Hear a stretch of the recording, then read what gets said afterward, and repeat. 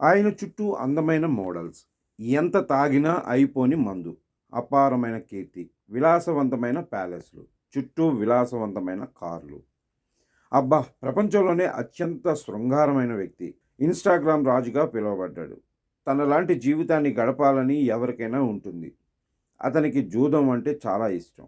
ఒక్కోసారి కోట్ల రూపాయలు పోగొట్టుకున్న ముఖంలో ఇసుమంత ఆందోళన కూడా కనిపించదు. అతనే డాన్ బిగ్జేరియన్.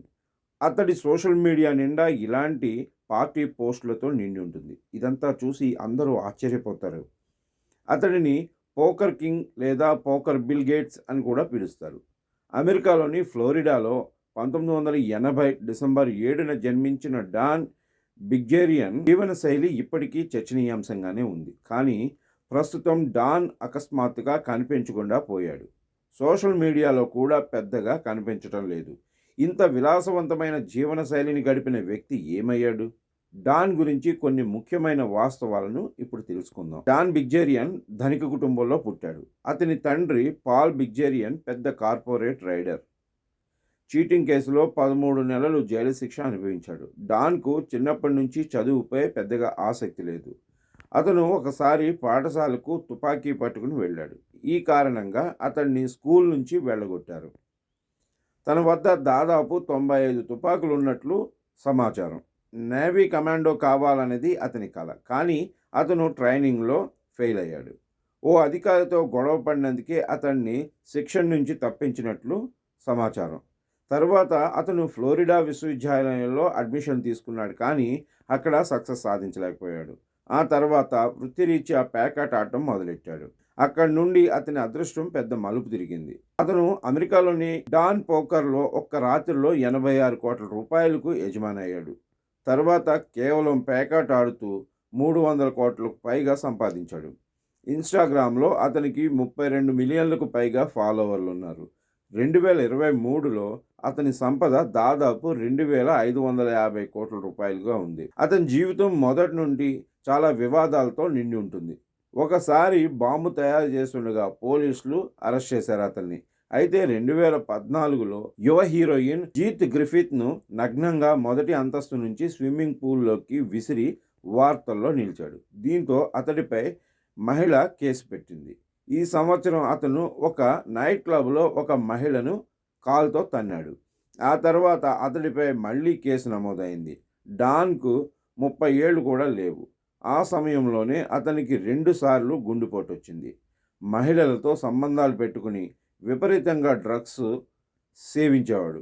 దీంతో అతని ఆరోగ్యం క్షీణించి ఆసుపత్రిలో చేరాల్సి వచ్చింది. ఆసుపత్రిలో చికిత్స పొందుతున్న కొద్ది రోజులకే రెండోసారి కూడా గుండెపోటుకు గురయ్యాడు.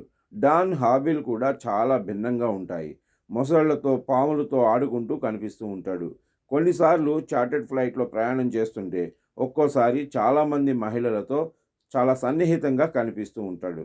2018 నుండి 2016 వరకు అతను చాలా సినిమాల్లో కూడా నటించాడు. 2017లో బిగ్జేరియన్ కెనడాలోని టొరంటోలో ఇగ్నైట్ ఇంటర్నేషనల్ బ్రాండ్స్ లిమిటెడ్ను ప్రారంభించింది. అతను 2 సంవత్సరాల తర్వాత టొరంటో స్టాక్ ఎక్స్చేంజ్లో కంపెనీని పబ్లిక్గా తీసుకొచ్చాడు. ఇది ఇగ్నైట్ గంజాయి, వ్యాపింగ్, నికోటిన్ లాంటి ఉత్పత్తులను విక్రయించింది. ఇలాంటి జీవితాన్ని గడుపుతున్న వ్యక్తి హఠాత్తుగా ఎక్కడికి మాయమయ్యాడు అని ఇప్పుడు అందరూ ఆశ్చర్యపోతున్నారు. ఇగ్నైట్ ప్రెస్ ప్రెసిడెంట్ కర్గిన్ హెపెర్నాన్ కంపెనీ అక్రమాల గురించి వెలుగులోకి తీసుకురావడంతో డాన్కు సమస్యలు వచ్చాయి. డాన్ వ్యక్తిగత ఖర్చులు అంటే $75,000 మోడల్స్, రవాణా రుసుం, నెలకు $2 లక్షల ఇంటి అద్దెకు కంపెనీ సహాయం చేసిందని హెపెర్నాన్ 2020లో కంపెనీపై దావా వేశారు. మోడల్స్ ఫీజులు, ఇంటి అద్దెల సమస్య కారణంగా డాన్ ఇమేజ్ బాగా దెబ్బతింది. ఎందుకంటే డాన్ మోడల్స్ స్వచ్ఛందంగా తన వద్ద ఉన్నారనే భ్రమను సృష్టించేవాడు. తన స్వంత డబ్బుతో $65 మిలియన్ల ఒక ఇంటిని కొనుగోలు చేశాడు. హెపెర్నాన్ దావా బిగ్జేరియన్కు మరింత పెద్ద సమస్యలను సృష్టించింది. ఇగ్నైట్ షేర్ ధర జనవరి 2019లో $2.50 నుండి అక్టోబర్ 2020లో కేవలం $0.28కు పడిపోయింది. కంపెనీ 2019 మరియు 2020లో వరుసగా $69 మిలియన్ మరియు $19.7 మిలియన్ నష్టాలను నమోదు చేసింది. ఇగ్నైట్ 2021లో $78 మిలియన్ ఆదాయంతో తిరిగి పుంజుకుంది. ఇన్స్టాగ్రామ్లో చాలా కాలంగా పోస్ట్ చేయలేదు. 2023-24 మధ్య కాలంలో కొన్ని పోస్టులు చేశాడు. దీంతో ప్రతి నెల ఆయన ఫాలోవర్లు లక్షల మంది తగ్గుతూ ఉన్నారు. ఇప్పుడు డాన్ తిరిగి రాగలడా లేదా అన్న ప్రశ్న తలెత్తుతుంది. సోషల్ మీడియాలో తక్కువగా కనిపించడం గురించి కొంతకాలం క్రితం పాడ్కాస్ట్లో మాట్లాడుతూ, నేను పట్టించుకోను, సోషల్ మీడియా ఒక వీడియో గేమ్ లాంటిది. నేను 8 సంవత్సరాల క్రితం ఆడాను. ఇప్పుడు అందరూ ఆ గేమ్ ఆడుతున్నారు. నేను అలసిపోయాను. నా అభిప్రాయం ప్రకారం సోషల్ మీడియా క్యాన్సర్ లాంటిది. అది సమాజానికి చాలా హానికరం. ఒకప్పుడు సోషల్ మీడియాకు ప్రాణం పోసిన వ్యక్తి. అతను ఈరోజు దానికి దూరమయ్యాడు.